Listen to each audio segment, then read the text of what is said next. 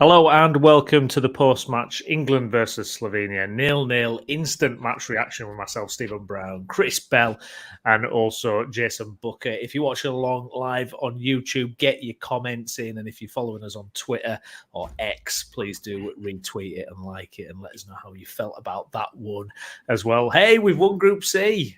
Yay! Come on, top of the group. We've avoided Germany. That's the big positive. Avoided Germany. There we go. Well, let's have a little chat about how we felt that game went. Then another pretty difficult game, to say the least, for England.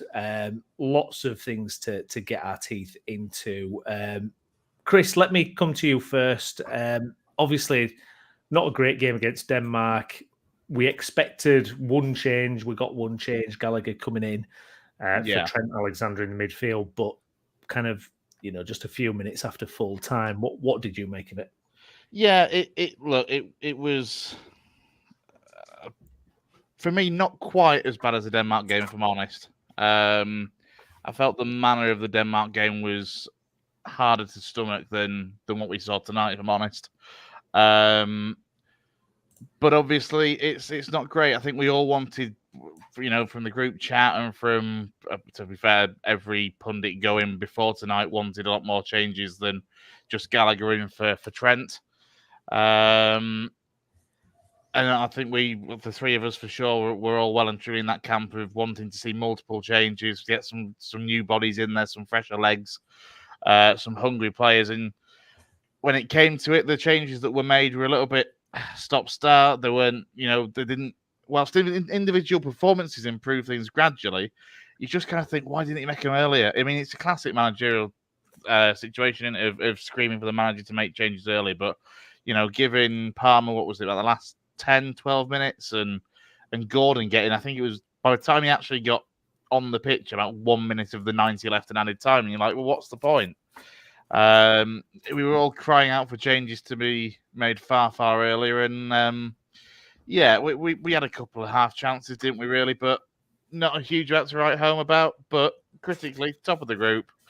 Avoid finishing second in Germany. I think we'll avoid potentially France, Germany, possibly Portugal and Spain as well. I think we're going to end up on what we would look at this time around as seeing the right side of the draw, where a lot of the big hitters are on the other side. So, look, it's not an easy one to find positives in, I'll be honest, but I feel like if I don't, there's no bloody chance that you do will.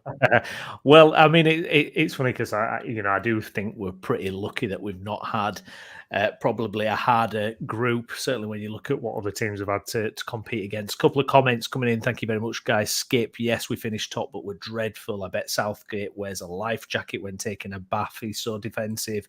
Michael, thanks for your comment, mate. Palm has to start the next game. Jay, when did you have that sinking feeling that you were basically watching a repeat? About 3 months ago? Yeah, a repeat of what we'd previously seen in the last two England games.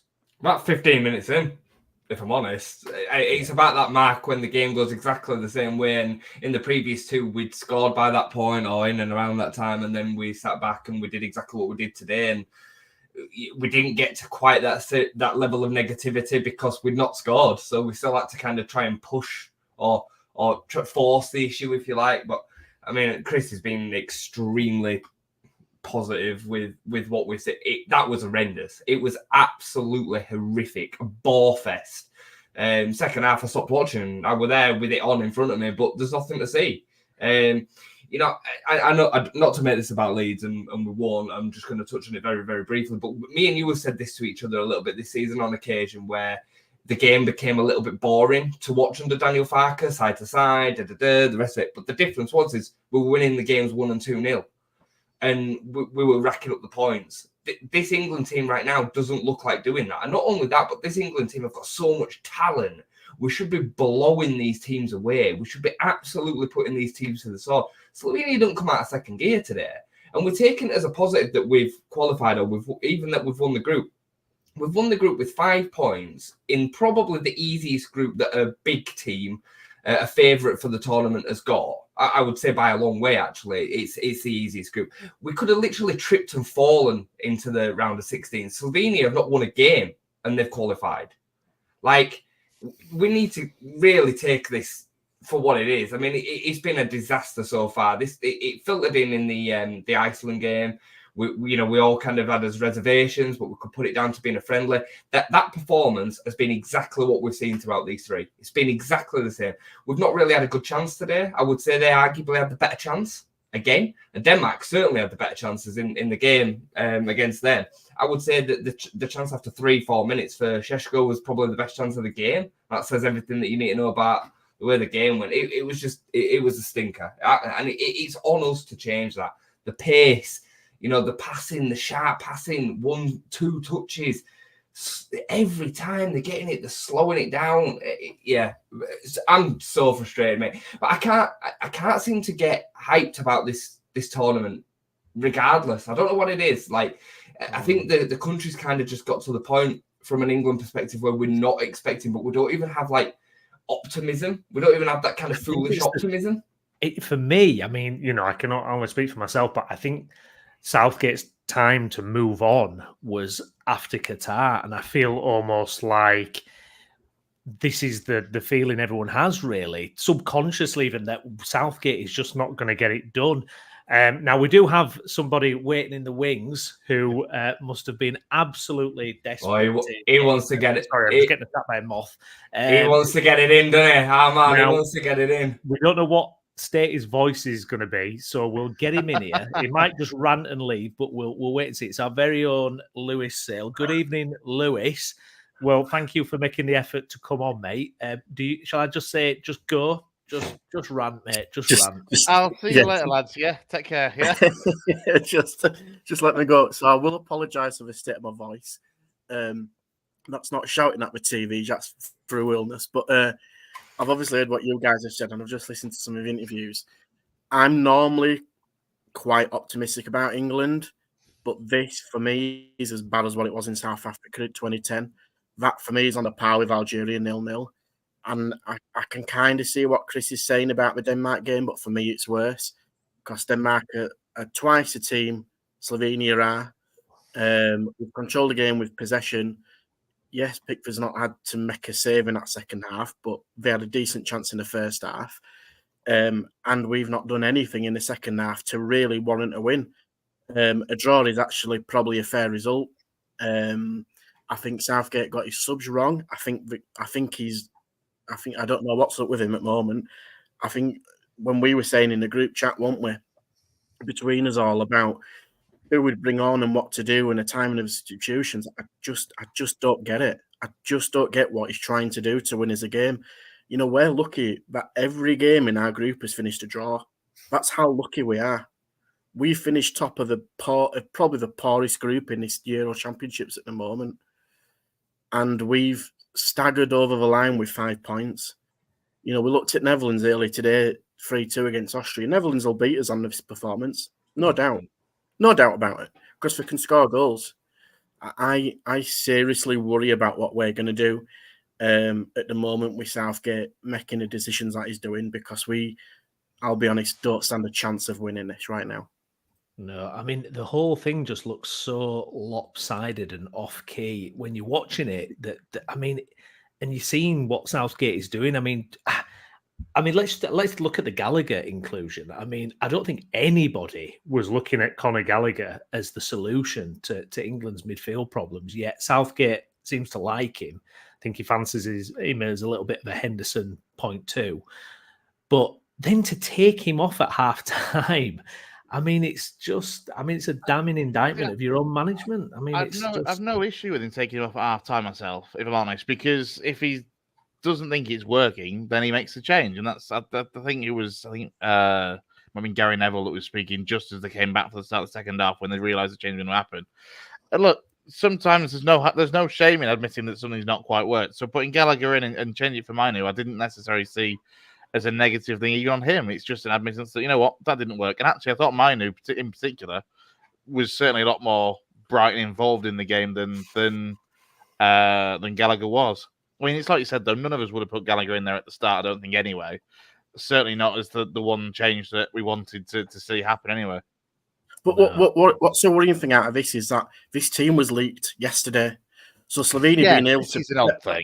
prep about this. So why on earth the team selections or situations being leaked today before the game? That needs to stop straight there, because I'm not saying it's Gallagher's fault at all, because he hasn't had the best of games. He's picked up a booking.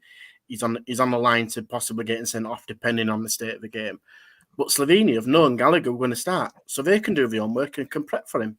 Well, this is a weird thing, though. Is it me, or has there been so many more leaks? Not even just in the tournament, before the tournament. Look at the bloody squad announcement. Like, we were finding players that were in and out of the squad, like, well before the official announcement was actually made. And the same was kind of, it just seems to have kind of continued into the tournament itself with the lineup, as you say, like this whole one change for Gallagher coming in. We knew about that, yesterday morning?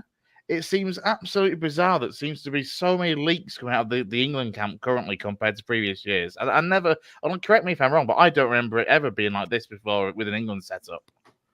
I've never had it feel like this ever. Like, I made the comment in the group chat about it felt a little bit like when a club manager just loses a plot and starts trying to make changes that fit. And like, you see a random signing coming out of nowhere that he tries to bring in to kind of plug the gap. It feels like that. I've never seen it at international level before. That's what it feels like. It feels like a manager desperately grasping at straws to make something work because he's ran out of ideas.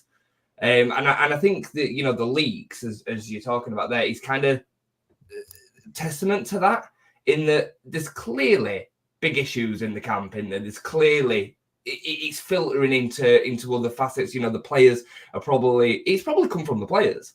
The players probably have said, "Oh, we talked about this at training today, and he's going to bring Gallagher back in. Can you believe it?" And he's told his brother, who's then leaked it to so his girlfriend, and it's gone out that way. Yeah, that's probably what's happened. And then again, that just shows you where the respect levels are for Southgate. Like, you know, the crazy thing, and I think Brownie kind of has touched on this. I feel really bad feeling like this about Southgate, because for me, he's given me my best times as an England fan.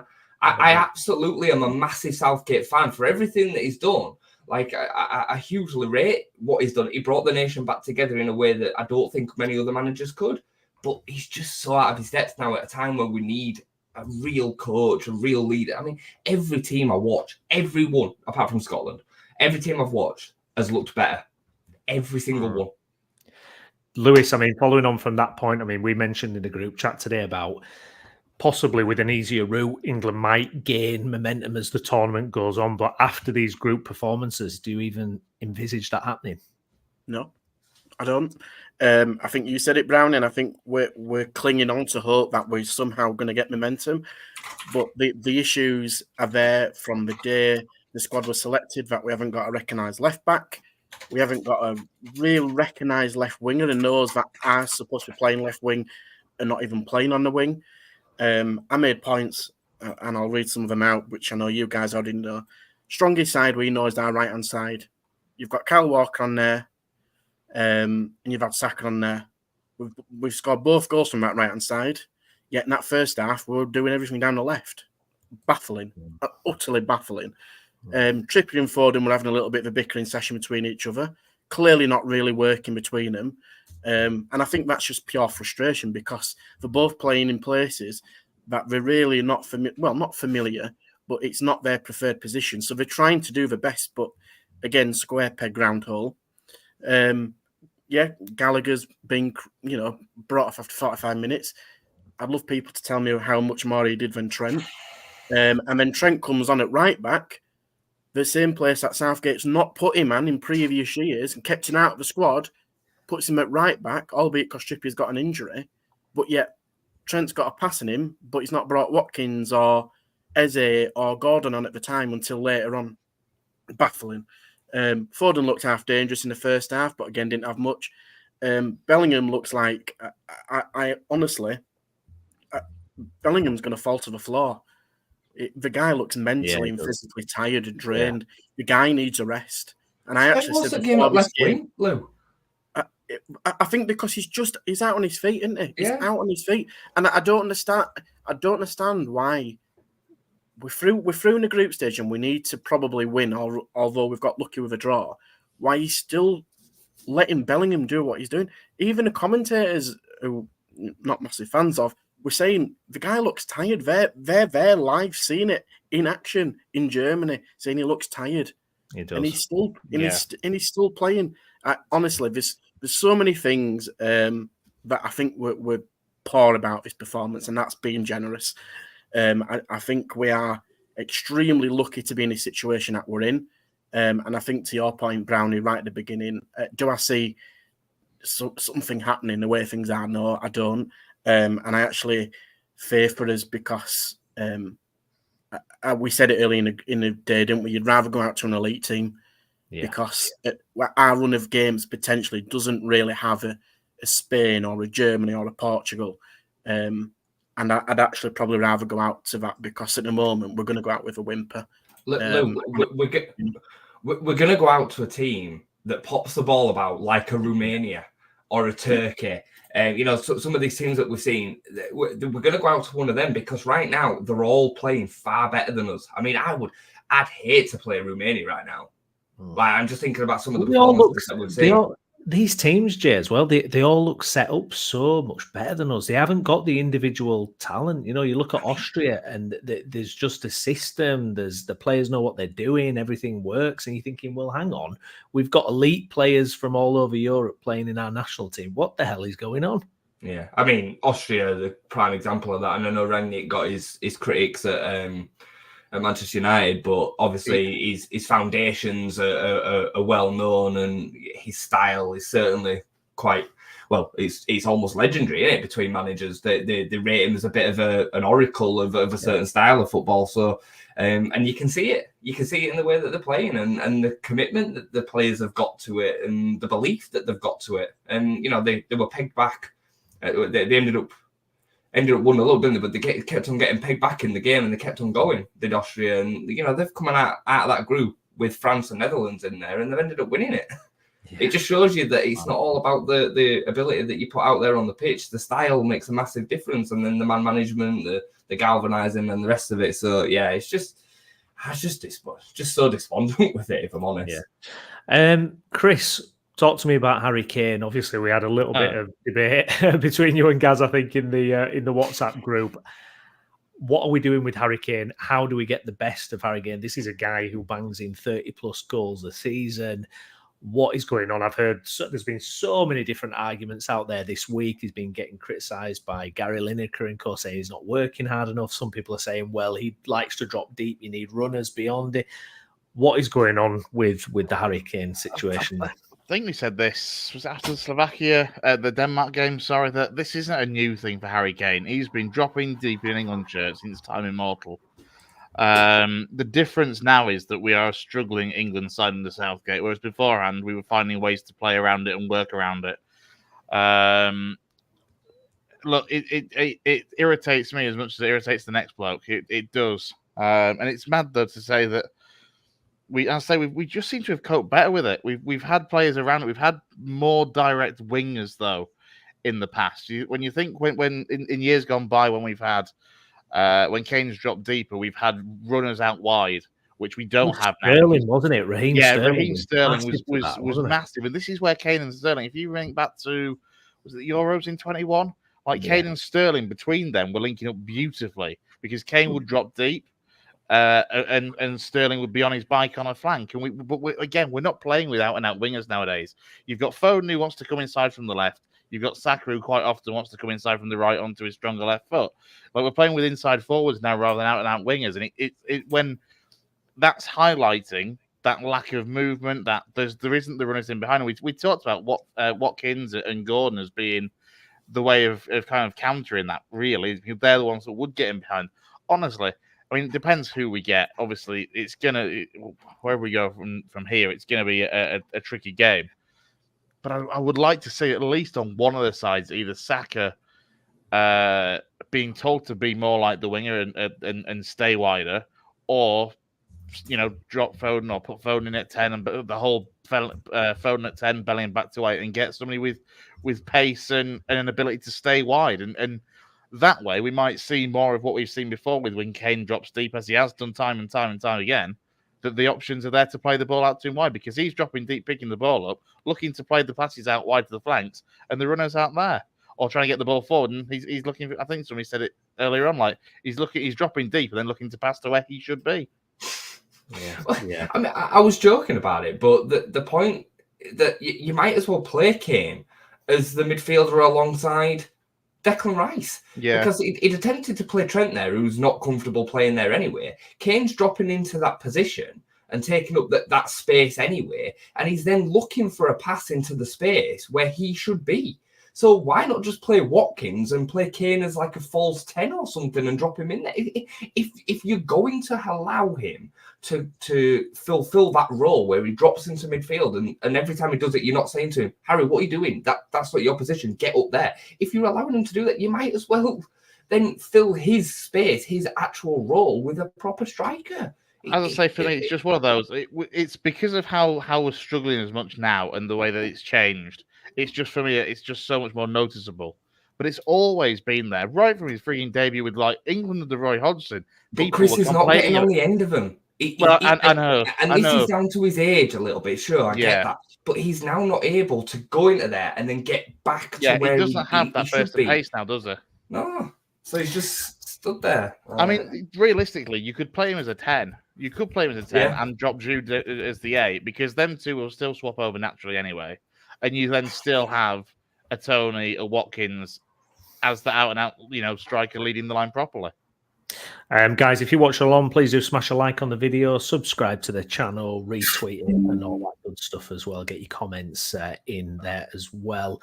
I know, Lewis, you've been waiting to hear what Gareth Southgate has been saying. Has he come out? Has he made any comments yet, Lou? Yeah, he's just finished his interview with the TV at the moment, and I can't say I'm wowed by what he said. I know, obviously. What's the gist of what he's been saying then? Apparently, he was very pleased with some of the things that we did. I don't know what he's very pleased with. He's happy that we've topped the group. It was an interesting comment where he said he understood some of the reactions at full time, but it's a very strange environment. I thought the England fans were absolutely superb, to be honest. I thought they really tried to get behind the players in that second half to try and push them over the line. And if you're not performing, and no disrespect to Slovenia, if you're not beating them, you deserve a little bit of criticism after that performance. Again, he made an interesting comment saying there was a lot of issues coming into the tournament, but didn't elaborate on that. I don't know whether that was, not sure what that means. But he says that they looked more dangerous and we just now need to convert chances. I'm thinking back to that and I'm thinking I don't know where the chances are apart from really Cole Palmer's later on in the 92nd minute, which again's half a chance.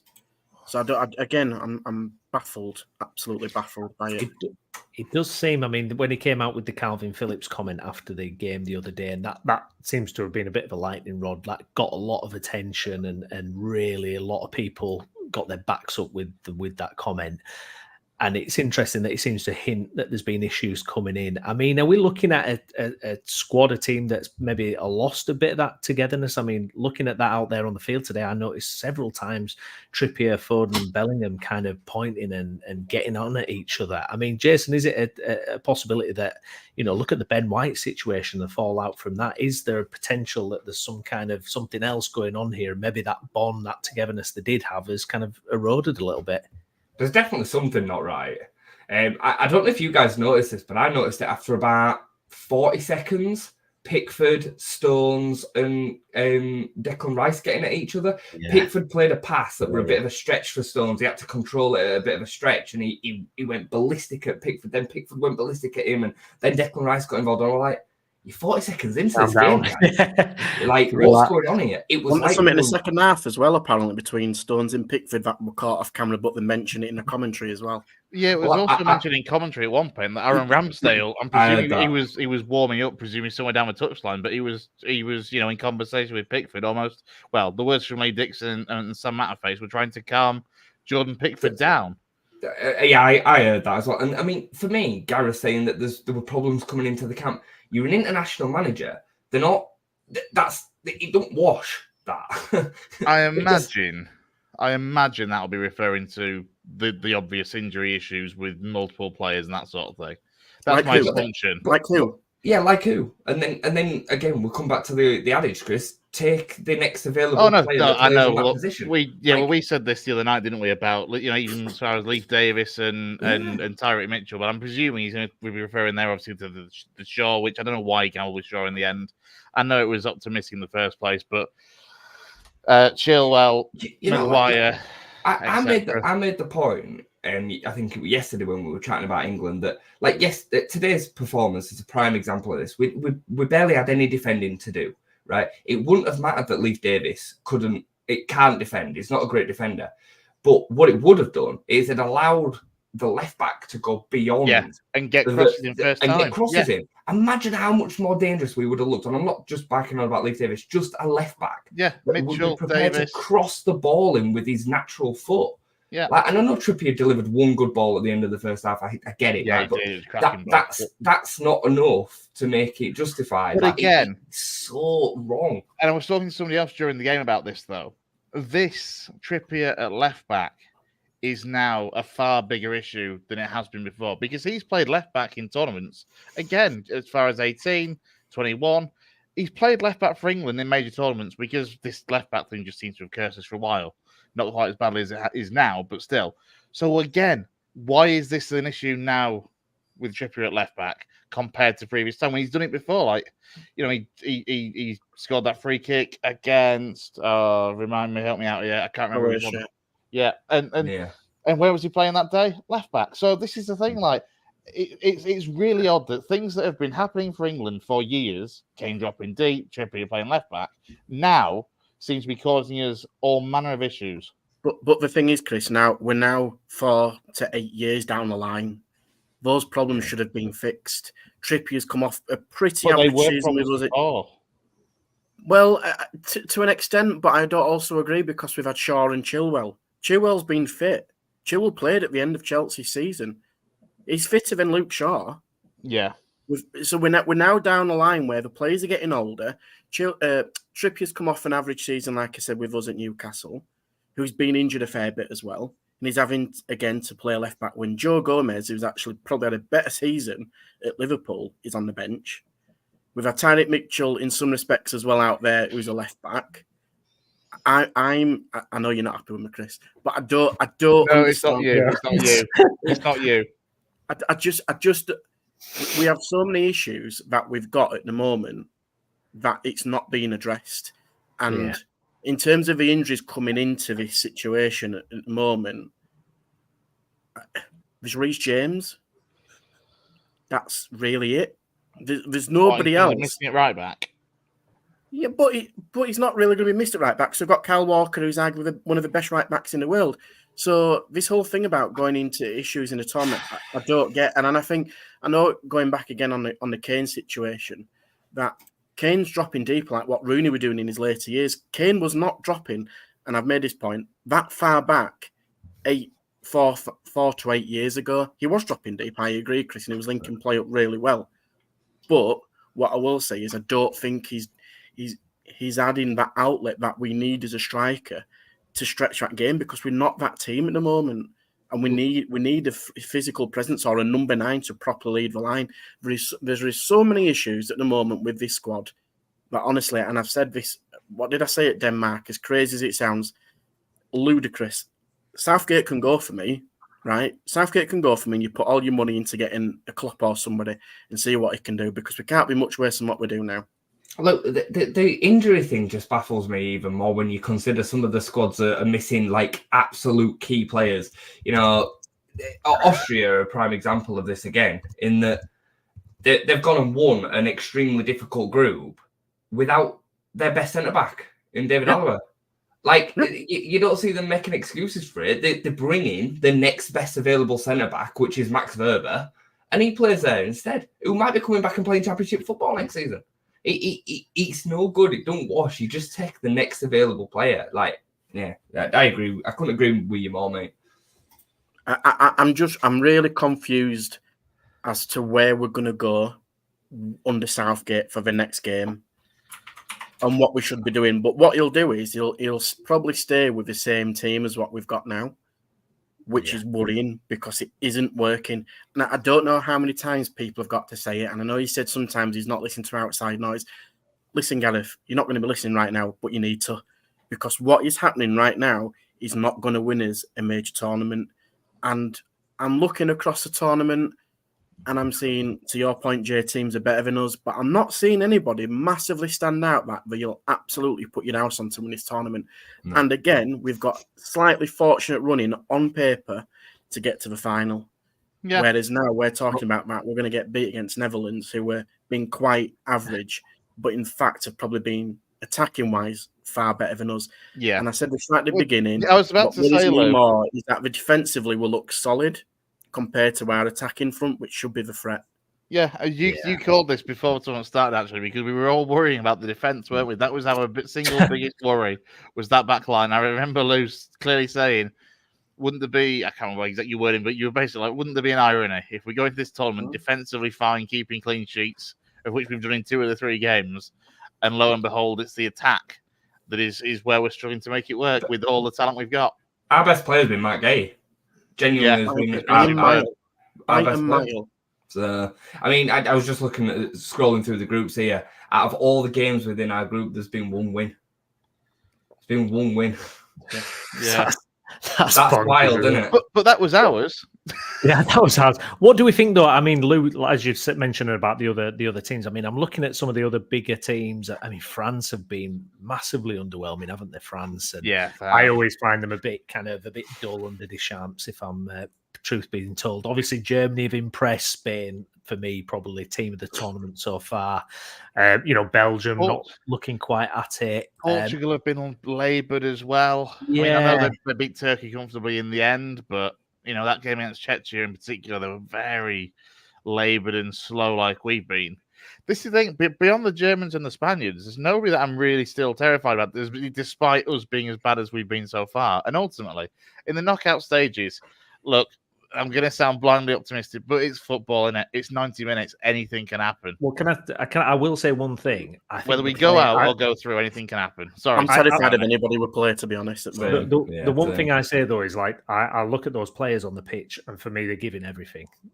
I think there's no lack of effort from the players, for me. I think they're trying, but I think, whatever you want to say, the system, the plan is just not there. It is just not there. I tend to agree with that. Like, I've not seen anything to say the players are chucking it in. I just think they're not. It sounds so like ridiculous to say that they're not being coached, but that's what it feels like when I'm watching it. Yeah. There's no patterns of play. We said it the other day. It just looks like it's sideways, and then just find a key moment from a Foden or from a Kane or win a penalty or a set piece. Like it shouldn't be like that. You make the point about France and Portugal. At least they've looked like they're going to score. Yeah. Like, I know we have scored 2 goals, but we haven't really looked like we're ever going to score. Like, so whereas both of them have, especially France, like France are still creating chances. So yeah, I truly believe whoever we come across, I'm guessing we're going to get into it, but that's probably the angle to talk about. Who are we going to play? Because I know that Netherlands, I think. I've been trying. Well, it depends on the rest of the groups and the whatever the ranking system is that they. I mean, we were trying to work this out for this last night, weren't we? In terms of do they just put the bloody teams in a hat and pick one out? Or whatever the no, it system goes on the is. best and the third and your goals and all that kind of stuff. It's not a draw, it's kind of a best ranked third. There's like a third place league table. Because there'll be but how does it decide? Yeah, because there'll be other teams that play third place teams. Is the thing. So how does it rank in terms of which group winner plays which third place team? So, let's just group winner. If there's a group winner to play a third best team, surely it should be best third place team gets the worst third place or whatever. Yeah, but anyway, let's say it's us, Spain, and Portugal. Let's just say are the 3 that are going to play the third place teams. Yeah. How do you decide which third place teams you play? That's what we're trying to get at. I mean, we know that obviously Netherlands could be one of them. And then, Group E is a lottery in it. Romania, Belgium, Slovakia, Ukraine. The fact that they're all on 3 points going to... I mean, that's going to be... Honestly, that's going to be a fantastic watch from a neutral perspective to see how that group turns out. And then Group F, Portugal will be as good as through. and then Turkey, Czechia, and Georgia. The likelihood is, obviously, if Turkey were to draw, I can't remember who they've got in the final group game.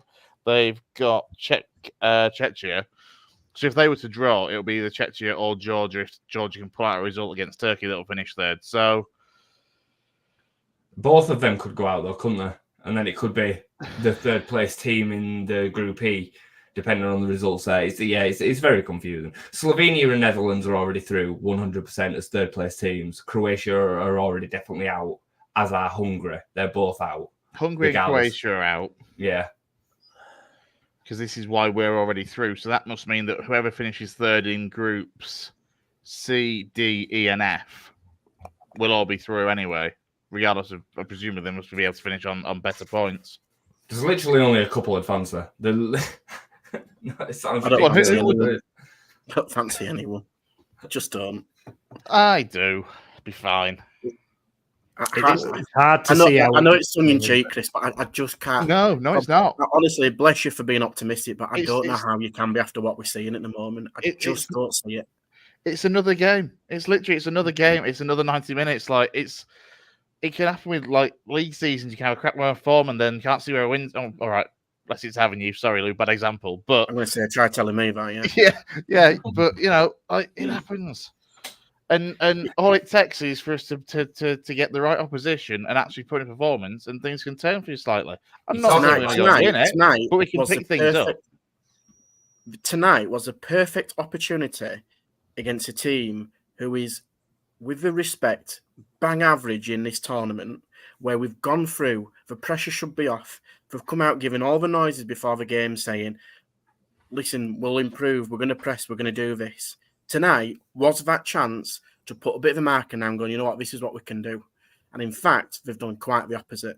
Should he have been braver then? Should he have maybe introduced several changes? Should he have changed formation? Yeah. And should he have just really thought, right, let's really mix it up and try It's to... probably too late, isn't it? It's probably too late, if we're being totally honest. Sure, a load of personnel changes would have maybe had a reaction that we wanted to see, but in terms of changing a style and a system that has now been drilled in for months, weeks, years, it's too late.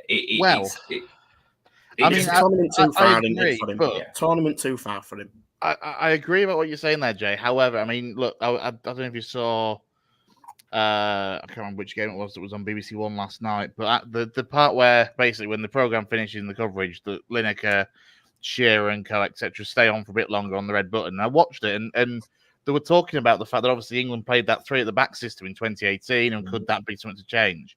And there was a discussion going on, I think, between Micah Richards and Shearer about whether you can basically change your system like that so drastically mid-tournament. And Lineker made the point that apparently back in I think it was Italia 90, that Lineker and some of the senior players went to Bobby Robson. They had a discussion. Bobby Robson said, look, we haven't trained this particularly, but want to go to the 3 at the back. And they did mid-tournament, and look how that played out in the knockout. So it's not an impossibility to change it. Now, I'm not saying Southgate is Bobby Robson for a start, but it's what I'm saying, though, is it's not impossible to switch things up, to switch to a different system. Ultimately, these players have all played in 3 at the back systems at club level at some point. It's not like you're going in and giving them something completely alien to them. It's just a different position on the pitch, and for a lot of them, it wouldn't even be drastically different. So I know what you mean about it might be too late, but realistically, the ability to change things, if he wants to change things, he can do it. He's the England manager. It's his job to do so. You know what it is though, Chris. Our strongest point is our defence. I wouldn't even touch that. I wouldn't even touch it and put 3 at the back, because that's our strongest bit at the moment. See, I was thinking this earlier of how I would, and I would go Guay, Stones, Walker as the right-sided centre-half. I would go, well, if I'm honest, I would go Saka left wing-back and Trent as a right wing-back. I would put Rice and Wharton as 2 centres. Let me cue maths here, so that leaves 3 players left, yeah. And then Bellingham and Foden as 2 10s behind Kane.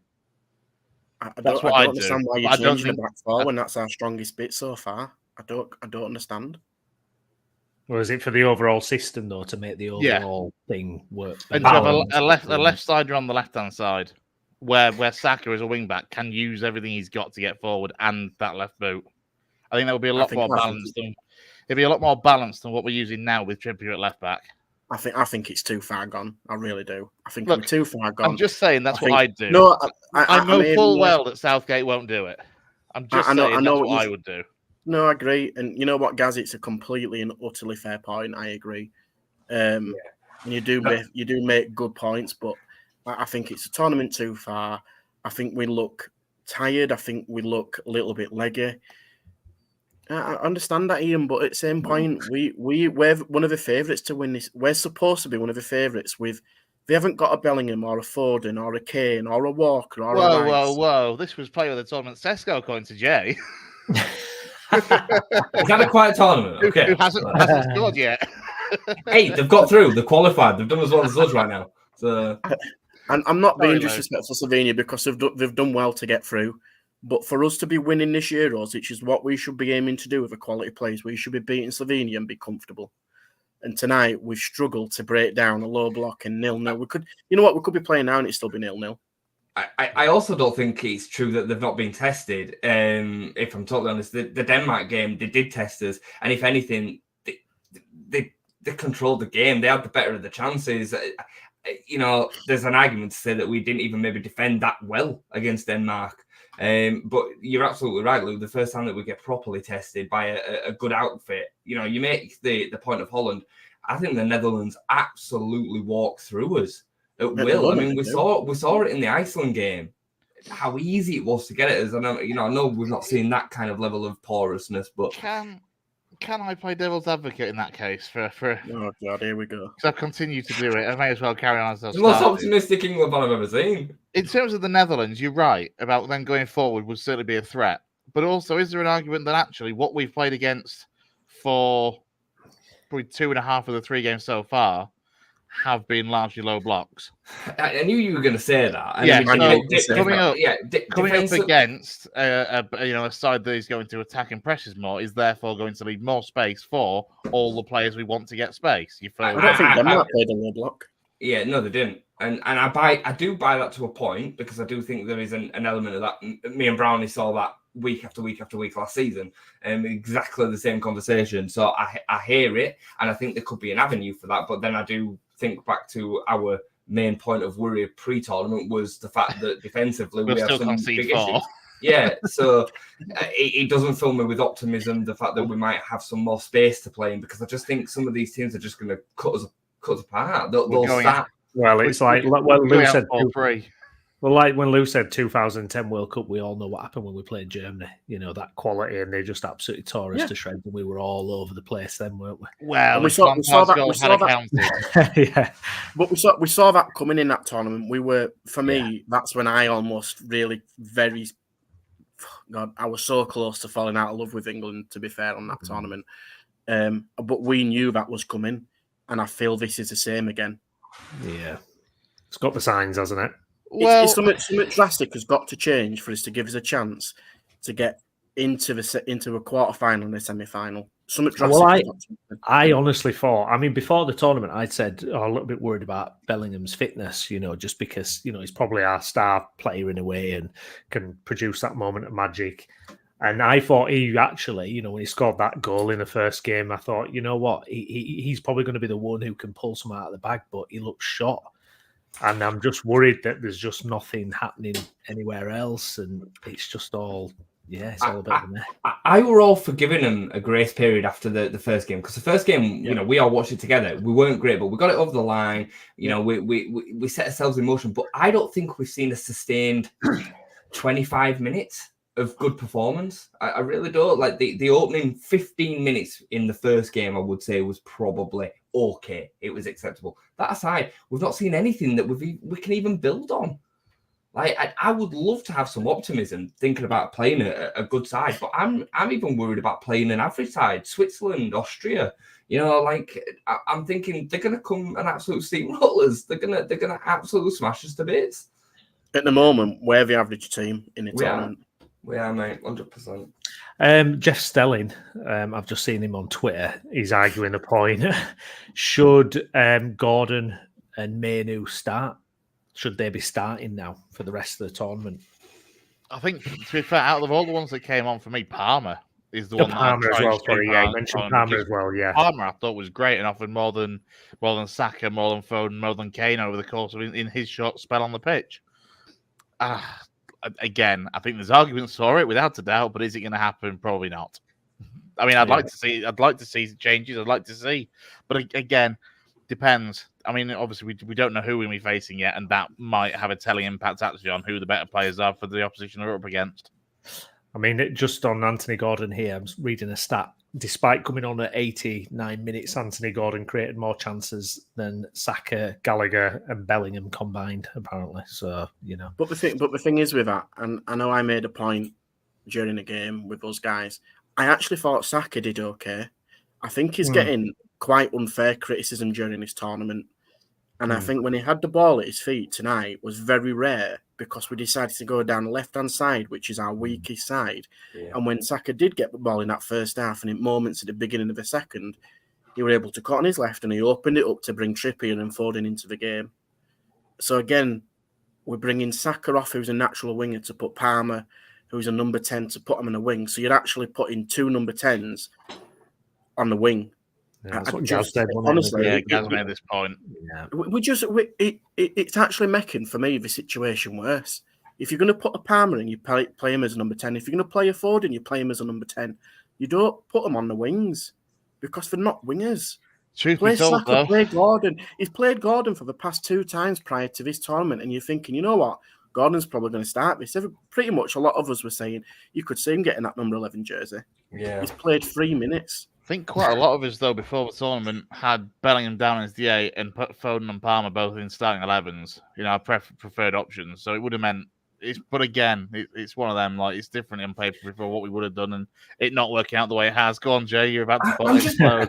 It's just that balance thing again. It's like so off, isn't it? Again, I know Saka plays on the right, but if you're gonna do that and you're gonna force Trippier in at left back, play Saka on the left. Yeah.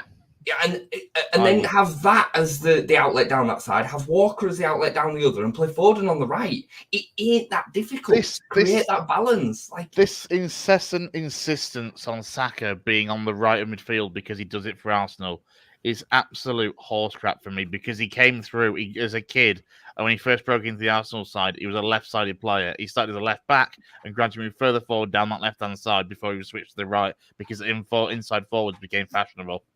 Like, he knows how to play on the left-hand side, whether that's at left back or left wing. Even if he hasn't done it for 5 or 6 years at left back, it's a better frigging option right now than having Kieran Trippier getting forward, which he's doing, but then constantly having to check back onto his right foot. Or you know what? On the frigging left.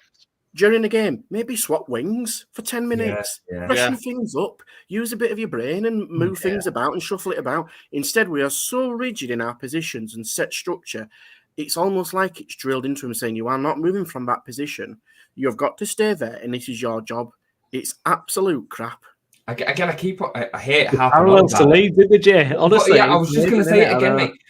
We saw it on so many occasions, especially before Christmas, that Byron would play at left back, right-footed. He'd cut inside. Somerville would want to cut inside as well, and we'd have no width down the left-hand side. It would happen every week. Firpo came into the side post-Christmas, and we were just a massively better side because it's pure balance, and Firpo's not even a great player. He was just able to take it to the byline and deliver across. Because he's a left back. Because he's a left back. Because he's not a left foot. Yeah. Honestly, I'd seen talks of using Wharton at left back right now because he's left-footed, and frankly, at this stage, I would take that because at least he knows he understands defensive positioning as well. So again, he's gone a little bit. I'm not saying kind of off record a little bit, but Southgate, when he first came in, saying, I'm going to, select players on form, and that's another soundbite that's kind of haunted him in the past, hasn't it? So Wharton's coming at Palace. He's done a great job, right? He plays that position, which, again, for a soundbite, probably does similar to what Phillips used to do. And Wharton's very keen to do that dirty work, but also he's willing to pass it forward. His first instinct is to go forward. He doesn't look to go behind him or sideways. He's keen to get that move, that rhythm going from his position because he recognises his job in a team that Palace have got. Now, at the moment, we don't have that. We just don't have it. And I do agree with Gaz because he's said the point over again, and I completely agree. It's crying out for somebody like him to be in there to just sweep things up. And you know what? Who cares if he's 19, 20 years old?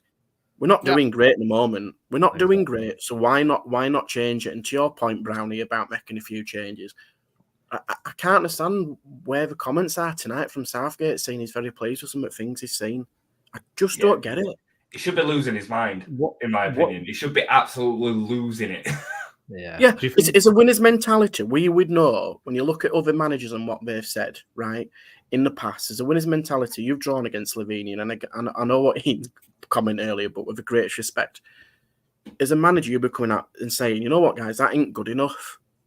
We've had no pressure. We've gone through to the top, we've gone through to the knockout stages, but we haven't done what we said that we were going to do. Hands up, we got it wrong.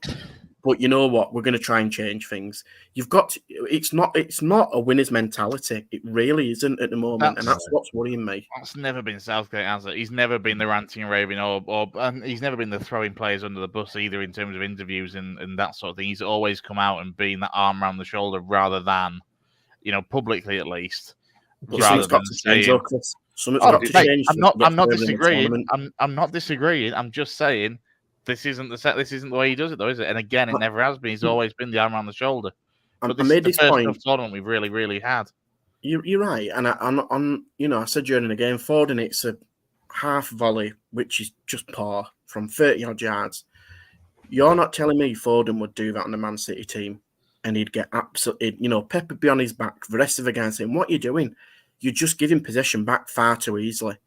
And again, it just seems to be a malaise, a bit of acceptance in just being substandard on certain occasions where we, losing possession, sloppy passes, that shouldn't be happening. That's again just a bit of malaise within the team that you're seeing that just doesn't sit right. You hear the noise in interviews and all that kind of stuff that goes around the camp that we're all together and with this, that, and the other. I'll be honest, I'm not seeing it. I'm just not seeing it. I totally agree because I sent you that video of Declan Rice today, and honestly, by the end of that interview, I thought we were going to win the Euros again. It's that, and it's that whole, honestly, says all the right things and that, but where's that self-critical edge? Where's that self-analysis? Like you say, where's that honesty of saying, actually, we're not being good enough and this isn't working and we've got to change it? I totally agree with you. I think you've got to look in the mirror and say, right, what can I do? And be honest about it. I agree, Brownie, but I didn't see many people, and I know we always didn't see what Pickford was saying, but you know what?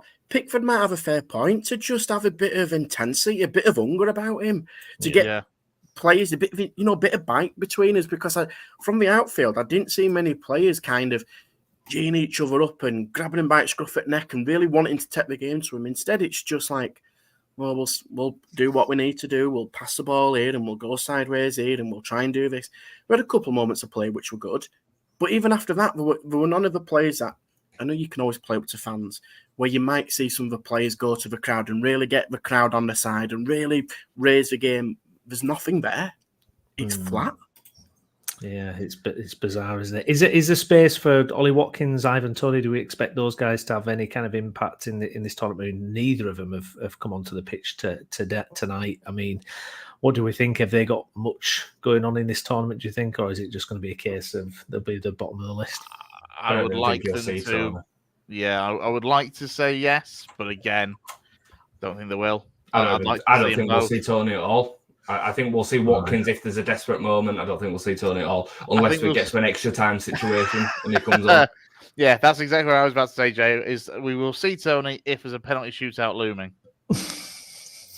Toney might as well retire from international football. He might as well retire.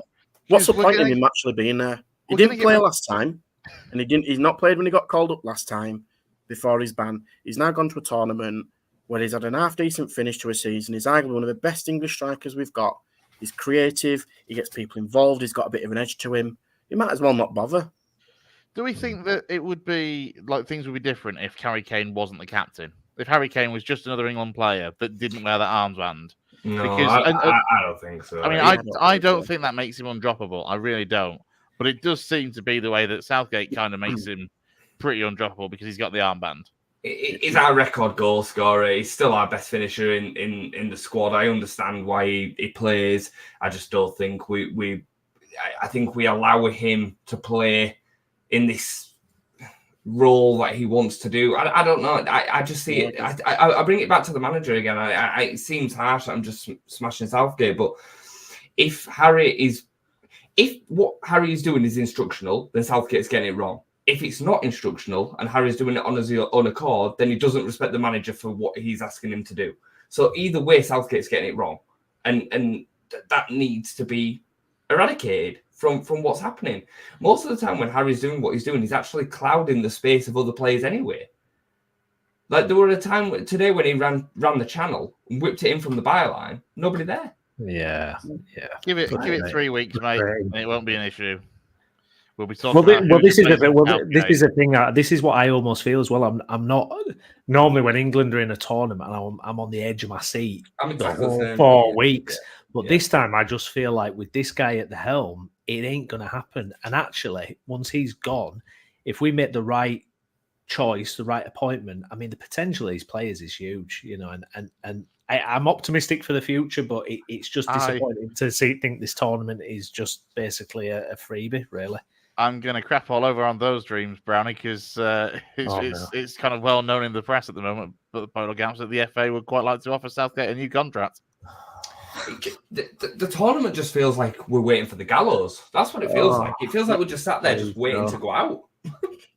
Again, an acceptance of being mediocre. Yeah.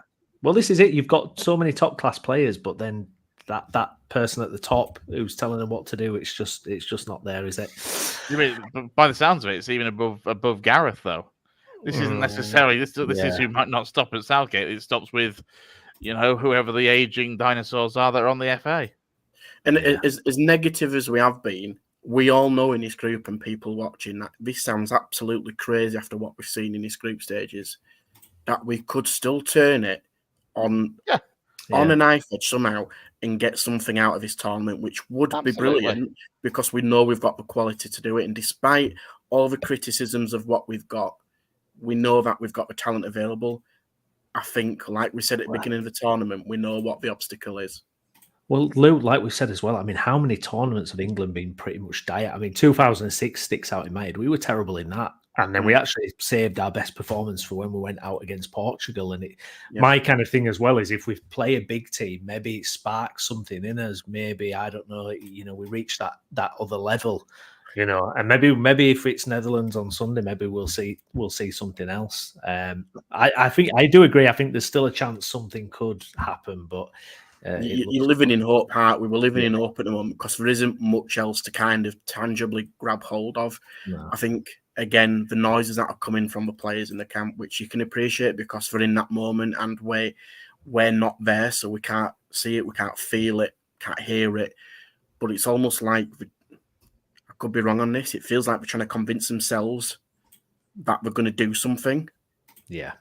And actions now speak far louder than words because they've said it a little bit. They had a bit of a backup about what some journalists and pundits were saying and have come out with backs against the wall with all pretty much a similar statement.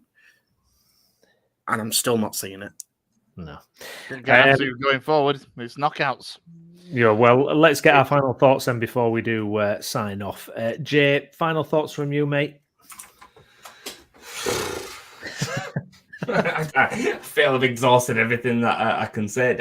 I just feel really flat about it. Like, I think for all football fans, you go through the pain and misery of a season of your club football, don't you? And kind of look forward to an international tournament. And I think right from day one of this, from an England perspective, really enjoyed the tournament. I said that last night. I've really enjoyed the tournament from a perspective of a fan just watching football.